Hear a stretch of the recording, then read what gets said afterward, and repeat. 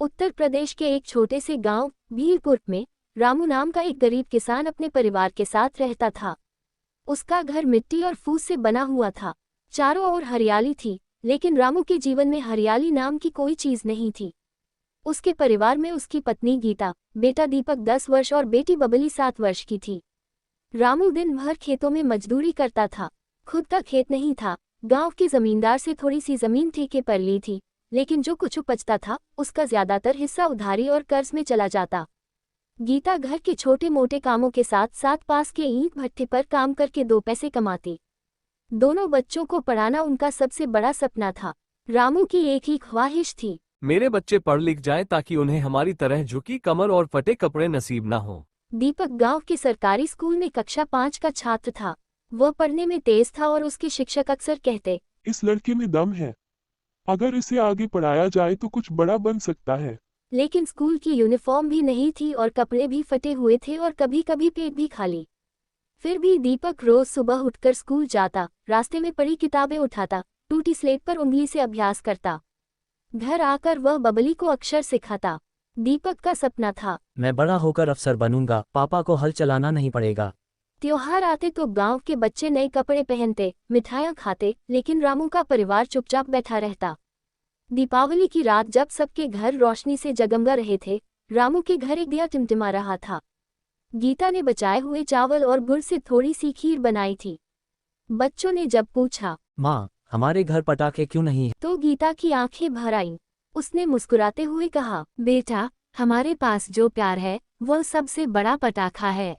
एक दिन खेत में काम करते वक्त रामू का पैर फिसला और वह गिर पड़ा। उसकी कमर में गंभीर चोट आए और डॉक्टर ने कहा कि उसे 3 महीने आराम करना होगा। ये सुनते ही गीता की आंखों में अंधेरा छा गया। घर चलाना, बच्चों को पढ़ाना, सब गीता पर आ गया।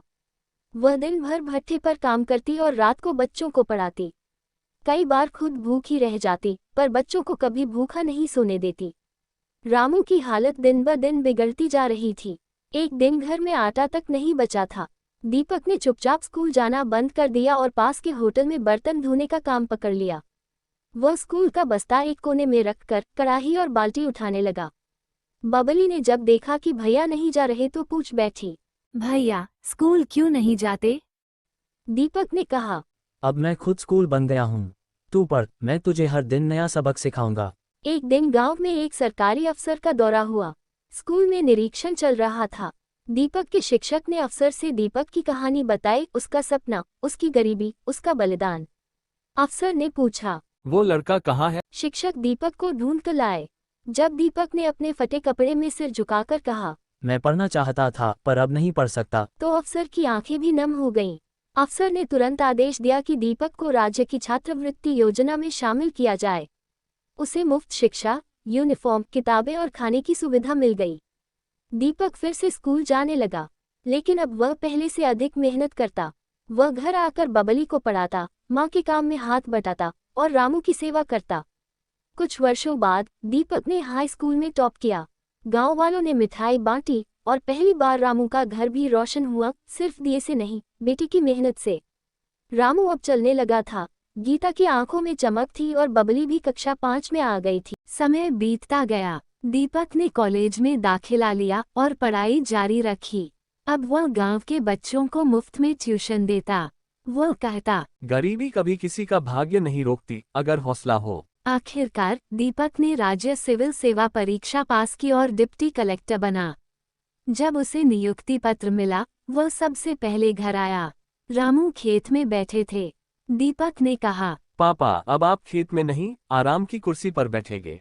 रामू की आंखों से आंसू बहने लगे। गीता ने दीपक से कहा, बेटा, तूने तो भगवान का काम किया है। दीपक की नौकरी लगने के बाद वह अपने गांव की हालत बदलने में जुट गया। उसने गांव में एक स्कूल बनवाया, एक छोटा सा अस्पताल खुलवाया और गरीब परिवारों के लिए स्कॉलरशिप योजना शुरू की। रामू अब गांव के सबसे इज्जतदार बुजुर्ग बन चुके थे। गीता गांव की औरतों को आत्मनिर्भर बनने की प्रेरणा देती थी। बबली अब नर्सिंग की पढ़ाई कर रही थी। आज रामू का घर पक्का हो चुका है, लेकिन उसमें वही मिट्टी की सौंधी खुशबू है।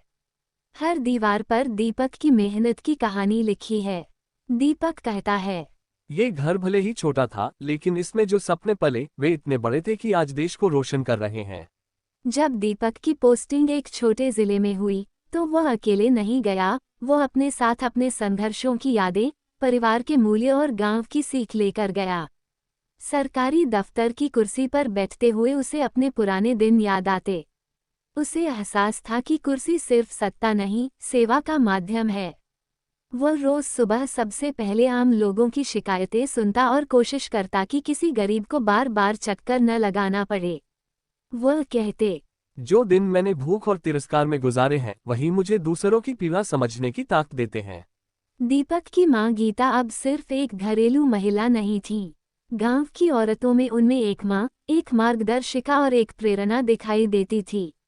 उन्होंने गांव की महिलाओं को हस्तकला सिखानी शुरू की। रामू ने घर के एक कोने में गीता के कहने पर कुछ सिलाई मशीन लगवाए। रामू मुस्कुराते हुए बोला, अब तेरी अम्मा दूसरों को रोजगार दे रही है। गीता कहती, हम गरीब थे, पर आज मैं सीना चौड़ा करके कहती हूँ कि हम मेहनती हैं और मेहनती कभी हारता नहीं। बबली अब नर्सिंग की पढ़ाई के आखिरी साल में थी। वह जानती थी कि जैसे उसके भाई ने राह बनाई, उसे भी उस पर चलना है। पढ़ाई के साथ साथ वह गांव की महिलाओं और बच्चों को स्वास्थ्य के प्रति जागरूक करती।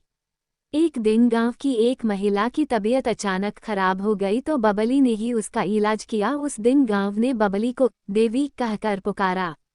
दीपक ने गर्व से कहा, माँ बाप ने बेटा ही नहीं, बेटी भी रत्न दी है। दीपक ने जिस स्कूल में पढ़ाई की थी वह अब खंडहर जैसा हो गया था। उसने निर्णय लिया कि उसी स्कूल को नया रूप दिया जाएगा। बच्चों के लिए डिजिटल क्लासरूम, पुस्तकालय और खेल मैदान बनाया जाएगा। नया स्कूल खुलते ही पहला भाषण गीता ने दिया। मैंने अपने बेटे को भूखे पेट पढ़ाया, लेकिन उसका हौसला कभी भूखा नहीं पड़ा। आज यही स्कूल नए दीपक गढ़ेगा। धीरे धीरे भीलपुर गांव का चेहरा बदलने लगा। गांव की गलियां पक्की हो गईं, हर घर में बिजली पहुंचने लगी। बच्चे अब स्कूल में यूनिफॉर्म पहनकर आते। गांव की पंचायतें पारदर्शी होने लगी, क्योंकि दीपक का सख्त आदेश था कि कोई रिश्वत, कोई पक्षपात नहीं चलेगा। वह गांव वालों से अक्सर मिलकर कहता, मैं आपका बेटा हूँ, अधिकारी नहीं। रामू अब हर शाम गांव के चबूतरे पर बैठता और कहानियां सुनाता, गरीबी, संघर्ष और बेटे के अफसर बनने की कहानी। रामू अब अक्सर सोचता था कि जिन हाथों में कल तक हल था, उन्हीं हाथों से अब लोगों को रास्ता दिखाने वाले दीपक का जन्म हुआ। उसे अपने बेटे पर गर्व ही नहीं, एक विश्वास भी था कि यह लड़का न सिर्फ उनके घर की तकदीर बदलेगा, बल्कि पूरे गांव की सोच को बदल देगा। कभी कभी रामू अपने बचपन की भूख, बेरोजगारी और असहायता को याद करता और सोचता। इधर दीपक ने एक और पहल की, गांव के युवाओं को सरकारी परीक्षाओं की तैयारी करवाने के लिए उम्मीद केंद्र नाम का एक छोटा संस्थान खोला।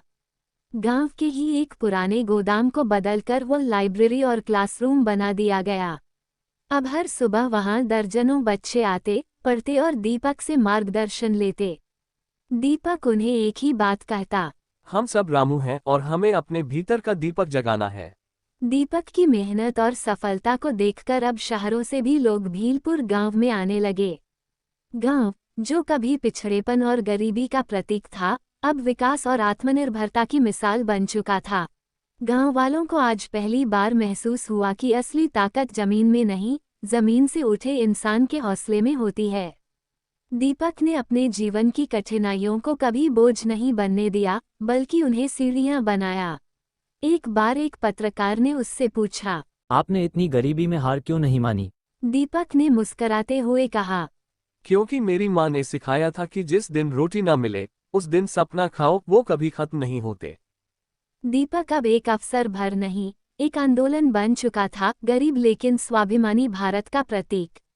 कुछ वर्षों बाद दीपक को राज्य सरकार ने श्रेष्ठ युवा अधिकारी के सम्मान से नवाजा। जब वह मंच पर बोलने आया तो उसने कहा, अगर मेरी माँ मुझे भूखे पेट सोने न देती, अगर मेरे पिता दर्द में भी हार न मानते, अगर मेरी बहन ने मेरे सपनों में रंग न भरे होते, तो मैं यहाँ खड़ा न होता। ये सम्मान मेरे परिवार और मेरे गांव के नाम है। उस भाषण के बाद सभी लोगों ने जोरदार ताली बजाई। अब रामू बूढ़ा हो चला है, लेकिन उसकी आंखों की चमक पहले से भी तेज है। गीता अब भी हर सुबह तुलसी में जल चढ़ाकर कहती हैं, हे भगवान, मेरे बच्चों को सीधा मार्ग दिखाते रहना। दीपक अब राज्य सरकार में एक महत्वपूर्ण पद पर है, लेकिन वह अब भी हर महीने अपने गांव आता है, अपने पुराने मिट्टी के घर की चौखट छूता है और मां की रसोई में बैठकर 2 रोटी खाता है। बबली अब सरकारी अस्पताल में एक नर्स है और रोज बीमारों की सेवा करती है। वह कहती है, भैया ने जो सपना देखा था, हम सब ने मिलकर उसे साकार किया। गरीब होना शर्म की बात नहीं होती, लेकिन सपनों को छोड़ देना जरूर शर्म की बात है। छोटा घर जब बड़ा सपना पालता है, तो वह देश के लिए प्रेरणा बन जाता है। ये कहानी हमें संघर्ष, त्याग, मेहनत और सफलता का पाठ पढ़ाता है।